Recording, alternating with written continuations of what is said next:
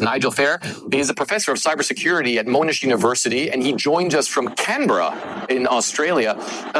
Sir, first of all, what do you make of all of this? This is taking on such a global dimension. I know Australia is pretty affected as well. Absolutely. Australia's been heavily affected by that, and it's just coming to the close of our day on Friday. And a lot of organisations have not been able to function. We're talking our big major banks, our airports, airliners, all across the whole critical infrastructure sector has been affected, either no internet connectivity or very limited availability. How long do you think something like this could take? I know that Microsoft says that they've identified the problem, I guess. They don't believe that there was any malicious activity going on. How long is this going to go on, do you think?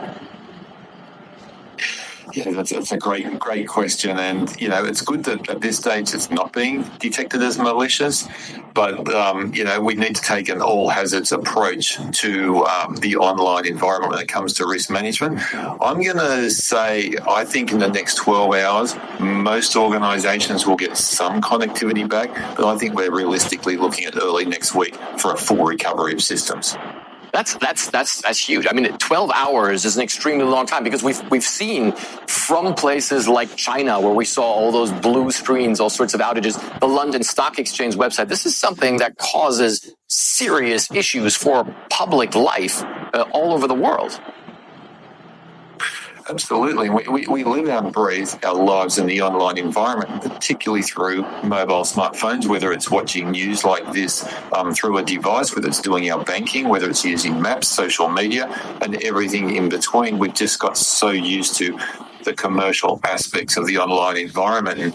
And we're already several hours into this, and we're seeing major organisations that just can't function at the moment.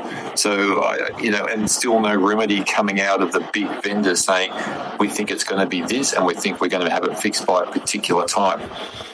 So for those of us who are not cybersecurity experts, or in general not great with tech, why does it take so long to fix this? We always have this vision that maybe, you just need to turn it off and on, and then maybe it'll reboot itself. But it obviously takes a long time to find the problem and then actually deal with it. Yes, and absolutely. I always favour the turn it off, turn it back on scenario in my day-to-day life, for sure. But if it has been an update that's come through either the crowdsourced cybersecurity platform, subsequently through Microsoft, it'll be lines of code that haven't been written correctly, or there might be a glitch in it. They need to go back and review all those pieces of code, all that software upgrade. The next step is they need to put it into a testing environment. They need to test it from all angles before we even start thinking about putting it into a production environment where a real life case, whether it be an airline or a bank or something major like that, will be prepared to accept that update. And that's where the time is going to take, because these organisations are going to be super wary about doing any updates now until it's really verified as being stable.